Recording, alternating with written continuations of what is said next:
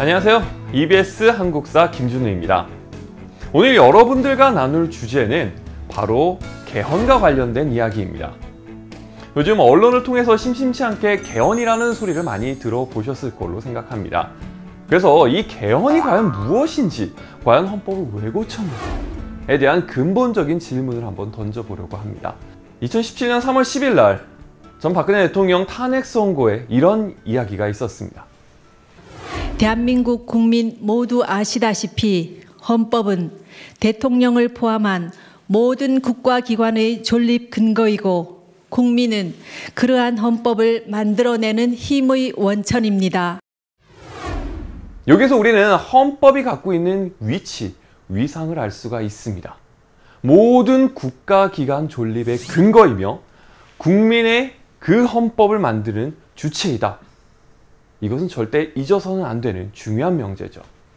즉, 헌법이라는 것은 국가의 기본법으로서 국가의 구성 조직, 작용과 기본권 보장에 관한 기본적인 원칙을 규정한 근본법입니다.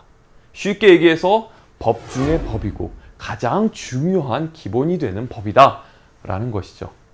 이렇게 중요한 헌법이 지금까지 쭉 개정되어 왔는데 과연 어떤 이유에서 개정되어 왔는지 지금부터 역사를 통해서 살펴보도록 하겠습니다. 우리가 역사를 배우는 이유, 과거에서 교훈을 얻고 미래에서는 다시는 그런 실수를 반복하지 않기 위해서이죠. 과거의 개헌들을 살펴보면서 앞으로의 개헌은 어떻게 해야 될지 한번 청사진을 그려볼 수 있을 겁니다. 자, 제가 세 분의 사진을 가져왔습니다. 대부분 아시죠? 우리나라 역대 대통령 세 분이십니다. 제가 개헌사를 얘기할 거라고 얘기를 했는데 왜 이 세 명을 가져왔을까요? 지금부터 그 이유를 말씀드리도록 하겠습니다.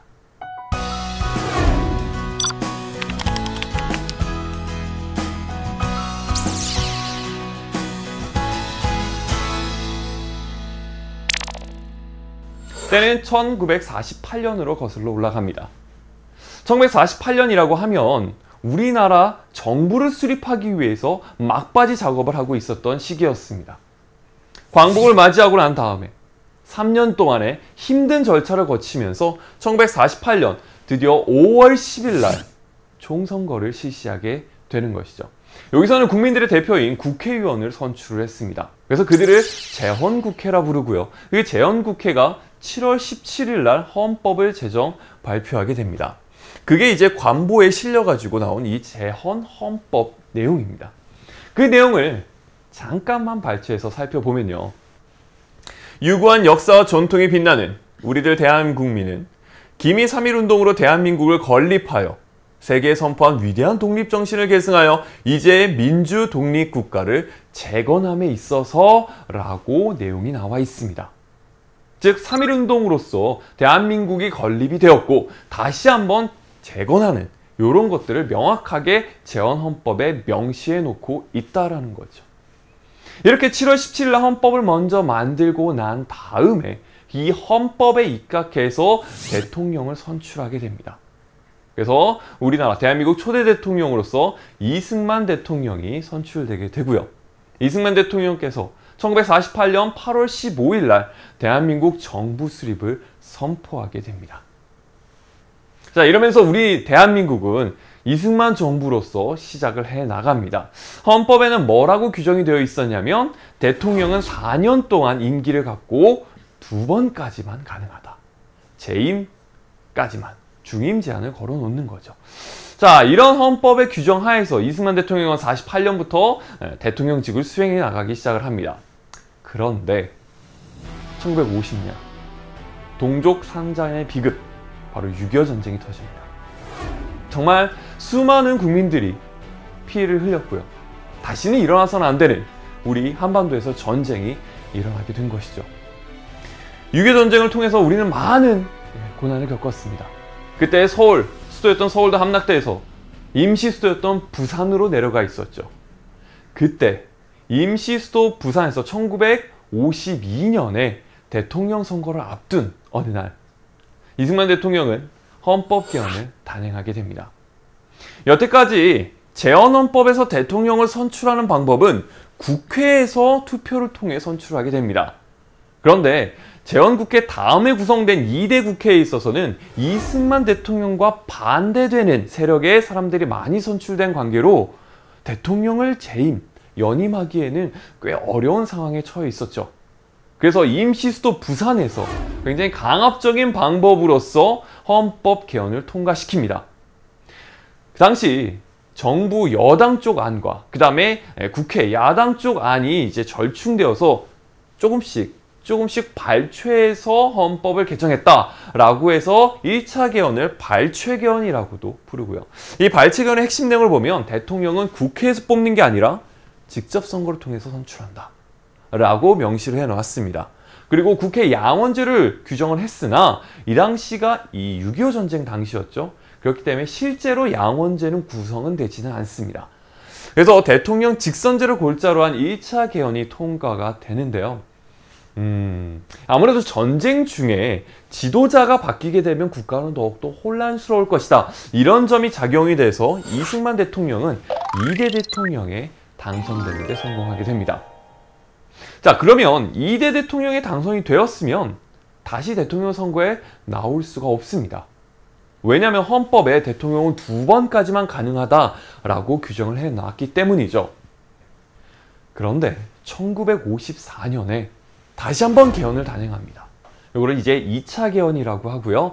다른 말로는 바로 4.4.5.2 개헌이라고도 합니다. 여기에 핵심적인 내용은 뭐가 있느냐? 이 헌법을 개정할 당시의 대통령 한 분밖에 없습니다. 이승만 대통령에 한해서는 헌법에 규정되어 있는 중임 제한에 적용을 받지 아니한다라는 게 삽입이 되어 있습니다. 즉 이승만 대통령을 위한 조항이 삽입이 되어 있는 것이죠. 근데 왜 이것을 4.4.5.2 개헌이라고 하는가? 여기에는 유명한 일화가 하나 있습니다. 그 당시 헌법을 개헌을 하려면 국회의원 203명의 3분의 2 이상의 동의를 얻어야 됩니다. 그렇게 되면 수학적으로 135.3333333이 나오게 되는데요. 근데 드라마틱하게도 투표 결과 135표가 나옵니다. 135.3333 이상이 되지 않았기 때문에 이 투표 결과 부결되고 헌법은 개헌이 안 됐습니다. 부결을 선고를 했죠. 그런데 다음날 갑자기 4.4.5.2의 논리를 들고 옵니다. 이 말은 무엇이냐? 4 이하는 버리고 5 이상은 올린다라는 거죠. 어떻게 사람이 0.33333명이 있을 수 있는가? 그렇기 때문에 정수로 하기 위해서 반올림을 한다. 그래서 0.33333은 4 이하기 때문에 버리면 결국에는 135가 되고 그렇기 때문에 이거는 부결된 것이 아니라 가결된 것이다 라고 선언을 한 것이죠. 그래서 2차 개헌인 4.4.5.2 개헌이 통과되게 됩니다. 그 결과 이승만 대통령은 다시 한 번 더 선거에 나올 수 있게 됩니다. 그러면서 1956년 3차 대통령 선거에서 당당히 또 당선에 이르게 되는 것이죠. 그래서 이승만 대통령은 1대부터 3대 대통령까지 역임을 하셨고요. 그 재임 기간 중에 1차 개헌, 2차 개헌을 단행하게 됩니다. 그런데 1960년에 4대 대통령 선거에 다시 이승만 대통령이 나왔을 때 사건은 터집니다. 바로 1960년 4대 대통령 선거는 3.15 부정선거가 자행이 되죠. 온갖 부정적인 방법을 다 동원해가지고 결국 이승만 대통령과 부통령인 이기붕을 당선시키는 데 성공을 합니다. 그런데 너무 큰 부정을 저질렀기 때문에 여기저기서 시위가 터졌고요. 특히나 마산 지역에서 시위가 일어났었는데 그때 고등학생이 실종되는 사건이 발생이 됩니다. 그랬던 그 고등학생이 4월 11일 날 마산 앞바다에서 시신으로 떠오르게 되죠. 그 시신의 모습이 눈에 최루통이 박힌 채로 몸이 부패되어 있는 이 시신이 발견이 됐고요. 이 사진이 신문에 실려서 모자이크 처리 없이 쫙 전국에 퍼지게 됩니다. 이걸 보고 분노하게 되는 거죠. 아직 꽃도 피워보지 못한 고등학생 나이에 이게 말이 되는 거냐. 그래서 이 김주열의 사망이 기폭제가 돼서 1960년 4월 19일 날 4.19 혁명이 나타나게 됩니다. 정말 어린이부터 어르신까지 다 들고 일어나면서 시위에 나섰고요. 3.15 부정선거, 정부통령 선거 다시 하라 라는 구호를 내비쳤습니다. 정말 초등학생들도 나와가지고 함께 시위에 참여했고요. 저기 수유동에 가면은 국립 4.19 민주묘지가 있습니다. 거기에 이제 방문하게 되면 이때 4.19 혁명 때 돌아가신 분들의 묘지가 있어요. 근데 그 묘지에 보다 보면 좀 발걸음이 멈칫하게 되는 그 고등학생들의 묘가 굉장히 많습니다. 이런 시위들 같은 데 보면 어른들이 하는 거 아니면 대학생 형 누나들이 하는 거라고 생각하는데 4.19 혁명 때는 학생들도 굉장히 많이 참여했고요. 그리고 총탄에 또 쓰러져가는 학생들도 많았다라는 것이죠. 4.19 혁명 결과 결국 이승만 정부는 무너지게 되고 과도 정부가 수립이 됩니다. 그리고 이 과도 정부 하에서 3차 개헌에 돌입하기 시작을 하죠. 이전까지 1차 개헌과 2차 개헌은 이승만 대통령의 정권 연장을 위한 불법적인 방법들을 동원한 개헌이었다면 이 3차 개헌은 합법적인 논의를 거쳐서 이루어진 최초의 개헌이라고 볼 수가 있습니다. 그 개헌의 내용은 여태까지는 대통령의 권한이 너무 강했다. 그렇기 때문에 대통령의 권한을 약화시키고 내각의 권한을 좀 강화시키겠다라고 하는 의원 내각제를 중심으로 개헌을 했고요. 그 다음에 국회의원도 그렇기 때문에 더 강화시켜서 양원제로 구성해서 참의원, 민의원 이런 식으로 국회를 구성하겠다라고 통과가 됩니다. 그래서 이 3차 개헌에 입각해가지고 새로운 정부가 구성이 되는데요. 국무총리 장면을 중심으로 한 장면정부가 구성이 되죠. 이 장면정부가 1960년부터 쭉 가려고 했었는데 뜻하지 않은 사건이 발생하게 되는 거죠. 바로 1961년 5.16 군사정변이 일어난 것이죠. 당시 박정희 소장을 중심으로 해가지고 군부 세력이 정권을 장악하는 일이 발생이 됩니다. 그러면서 1961년부터 1963년까지 이 혼란스러운 국정을 안정화시킨 다음에 민정에게 이양하겠다라고 명분을 내세우면서 정권을 잡게 됩니다. 그리고는 1963년에 헌법을 개정하게 됩니다. 이 헌법이 바로 5차 개헌 되겠습니다. 이 5차 개헌의 핵심은 다시 대통령 중심제로 돌린다라고 규정이 되어 있고요. 임기는 4년, 그리고 직접 선거, 국민들의 투표로 인해서 대통령을 선출한다라고 규정을 해 놓았습니다. 그리고 최초로 헌법 전문을 수정했습니다. 이전까지는 제헌헌법에서 나왔던 헌법을 조금씩 고친 거였다면 이때는 헌법 전문을 다 수정해서 여기 나와 있듯이 이 4.19 의거와 5.16 혁명의 이런 모습들, 이런 것들이 이제 규정이 되어 있는 헌법 전문이 나타나게 됩니다. 이 5차 개헌에 입각해가지고 5대 대통령 선거를 치르게 되는데요. 이때 박정희 대통령이 당선이 됩니다. 6대 대통령 선거에서도 역시나 박정희 대통령이 당선이 되죠. 그런데 이 5차 개헌에 입각하면 역시나 대통령은 2번까지만 할 수 있습니다. 중임 제한에 걸리는 것이죠. 그런데 이때 1969년 헌법을 다시 한번 수정하려고 하는 움직임이 보입니다. 69년 6차 개헌인데요.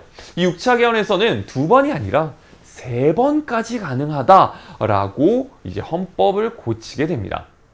당연히 그 당시에 반발은 어마어마했습니다.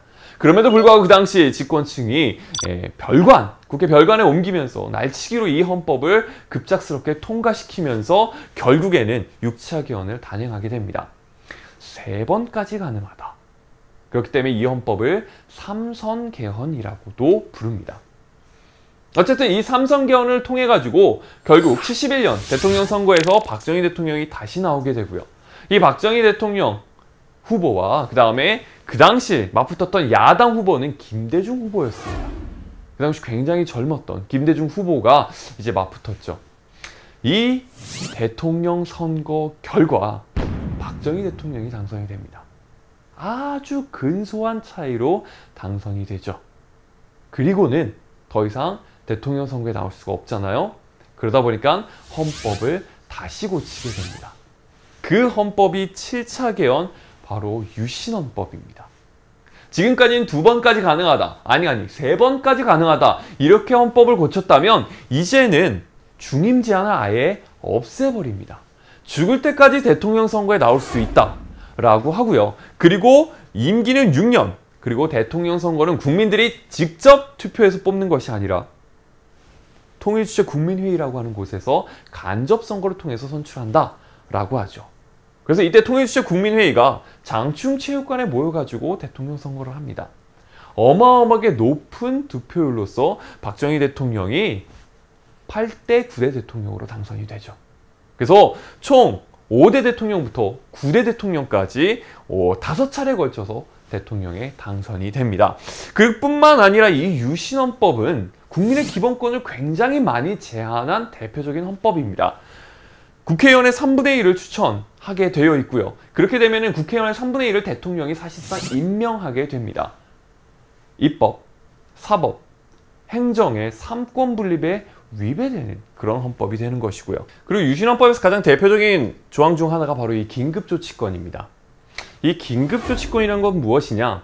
국가체제가 위험하다, 위급하다라고 할 때에는 긴급조치를 발효하면 이제 헌법 이런 것들은 다 무시하고 대통령이 초법권적인 권한을 갖고 국민의 기본권들을 제한할 수 있는 그 권한을 명시해 둔 게 바로 긴급조치권입니다.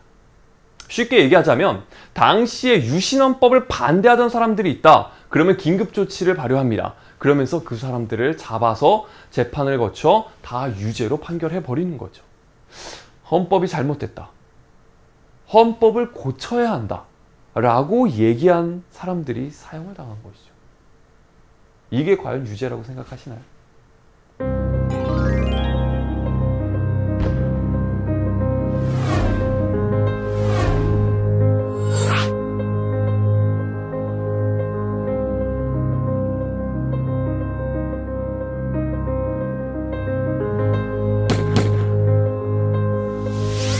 박정희 대통령이 1979년 10월 26일 날 중앙정보부장 김재규의 총탄에 결국 쓰러지게 됩니다. 이렇게 79년 11.6 사태 이후에 과연 유신헌법은 폐지가 되고 민주주의의 봄이 오는가 싶었는데 79년 12월 12일 새로운 군부 세력이 또한 정권을 잡기 위해 등장을 합니다. 이것을 12.12 사태라고 그러고요. 신군부 세력이 정면으로 등장하게 된 것이죠. 이 신군부 세력들은 당시 계엄령을 가지고 더욱더 정권을 강화하려고 계엄령을 더욱더 확대하는 모습을 보이게 됩니다. 그러자 당연히 유신헌법을 철폐해라, 계엄령 폐지하라 이런 목소리들이 커져 나올 수밖에 없는 거고요. 그때 이제 전남대 학생들을 중심으로 시위가 벌어지기 시작을 합니다. 5월 18일 날 시위가 벌어지는데 그 당시 계엄군들이 이걸 굉장히 강경하게 무자비하게 진압을 하게 됩니다. 이에 시민들까지 가세해가지고 시위에 함께 동참하게 됐고요. 그런 시위대를 향해서 그 당시 계엄군은 발포를 하게 되고 수많은 사람들이 죽게 됩니다. 정말 슬픈 우리의 역사이고요. 정말 유신헌법을 폐지하고 민주주의를 부르짖었음에도 불구하고 군인들의 총탄에 이렇게 쓰러져가는 모습이 나타납니다.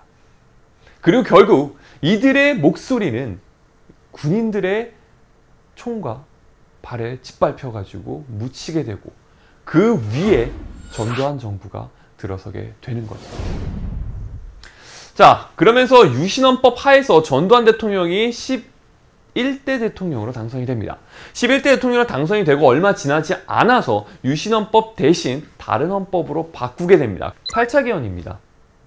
이 8차 개헌 하에서는 그 전에 있었던 유신헌법, 대통령 중임제 제한을 철폐한 거, 그게 임팩트가 너무 컸는지 이제는 대통령을 단 한 번만 할 수 있다라고 규정을 합니다. 그 대신 임기는 7년으로 늘렸고요. 그리고 대통령을 직접 뽑느냐? 그건 아니다 라는 거죠. 그래서 그럼 대통령을 누가 뽑느냐라고 했을 때 선거인단을 따로 조직을 해가지고 그들로 인해서 선출하도록 한다라고 하는 간선제를 채택하게 됩니다. 자, 지금까지 재헌헌법부터 시작해가지고 8차 개헌까지 쭉 한번 흐름을 살펴보았습니다. 헌법에 규정되어 있는 여러 가지 조항들이 있었지만 제가 지금 얘기한 핵심 포인트는 뭐였어요? 바로 대통령 임기, 중임 제한 몇 번까지 할 수 있느냐, 여기 어떻게 선출을 하느냐에 포커싱을 두고 설명을 했습니다. 1차 개헌 같은 경우에는 대통령 직선제를 얘기를 했었고요. 2차 개헌 같은 경우에서는 이승만 대통령에 한해서는 중임 제한을 철폐한다가 핵심이었습니다. 그리고 5차 개헌에서는 다시 대통령 중심의 권한을 몰아주는 대통령 중심제를 얘기했었고요. 6차 개헌에 있어서는 3번까지 개헌 대통령 선출이 가능하다라고 임기를 늘렸고요. 그다음에 7차 개헌에 있어서는 이제는 3번, 4번이 아니라 사실상 죽을 때까지 대통령을 할 수 있는 그런 헌법을 만들었죠. 그러면서 이제 8차 개헌 7년 동안 한 번 할 수 있다. 그런데 국민들이 직접 뽑는 것이 아니라 선거인단이 뽑게 된다라고 규정을 해놓았죠. 이 국민들이 직접 뽑지 못한 거에 대한 안타까움, 그리고 직접 뽑고 싶은 국민들의 열망이 굉장했습니다. 그리고 그 열망을 정부에서도 무시할 수는 없었죠. 그래서 여러 가지 조사를 하다가 결국에는 발표를 합니다. 1987년 4월 13일 우리는 헌법을 고치지 않겠다 라고 발표를 하죠. 이게 바로 4.13 호헌 조치라고 얘기를 합니다. 거기에 대해서 국민들의 불만은 계속해서 쌓입니다. 왜 안 되는가? 그럴 때 박종철 고문치사 사건이 발생을 하죠. 대학생이었던 박종철이 경찰에 끌려가서 신문 봤던 도중에 탁하고 치니 억하고 죽었다 라고 하는 이 말도 안 되는 이유로 이제 박종철의 죽음을 설명을 했습니다. 그러나 알고 보니 물고문을 받은 흔적이 나왔고요. 고문을 받다가 죽었다라는 사실이 알려지게 되면서 이 사태는 걷잡을 수 없이 커지기 시작을 합니다. 그래서 결국에는 1987년 6월 달에 전국에 있는 국민들이 다 거리로 쏟아져 나왔고요. 그러면서 호헌 철폐, 대통령 직선제를 이루자 와 그 다음에 독재를 타도하겠다 라고 부르짖으면서 나왔죠. 그리고 종철아 잘 가라. 아버지는 아무 할 말이 없다 라고 하면서 이 박종철 고문 치사 사건에 대한 항거도 나오고요.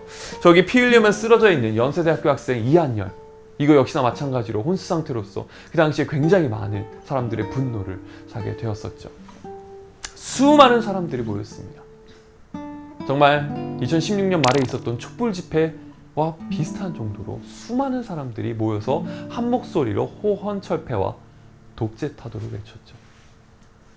정말 마음속에 끌어오르는 민주주의를 향해 부르짖는 이 마음 딱 하나입니다. 대통령을 직접 뽑게 해달라 라고 하는 거.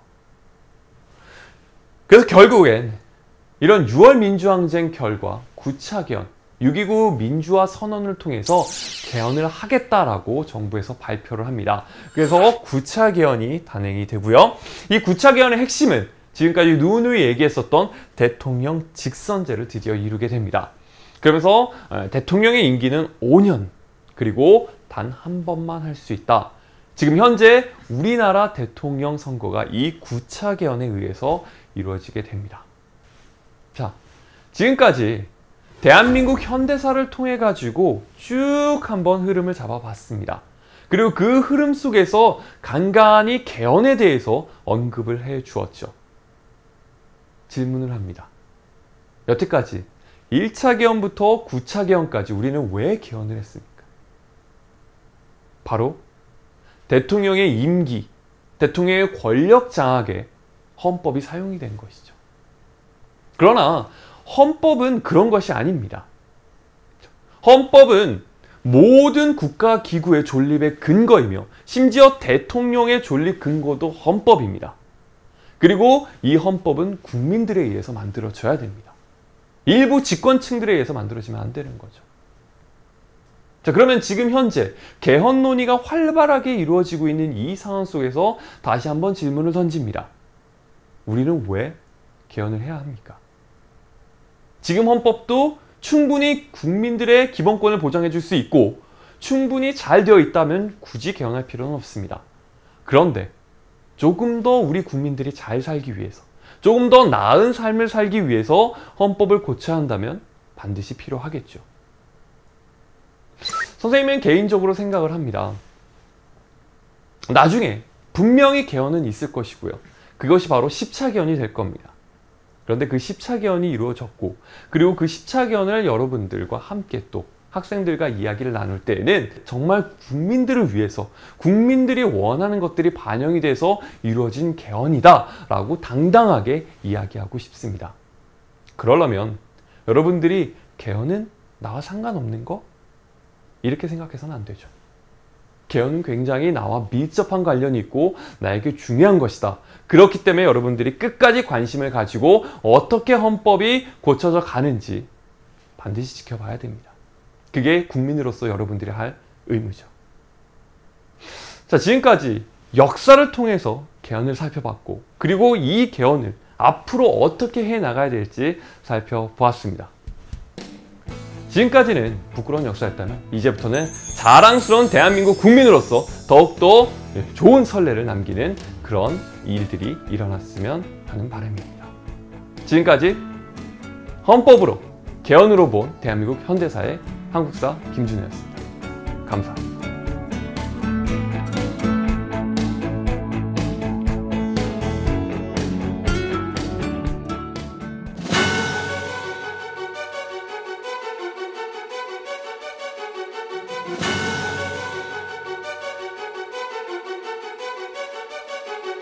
you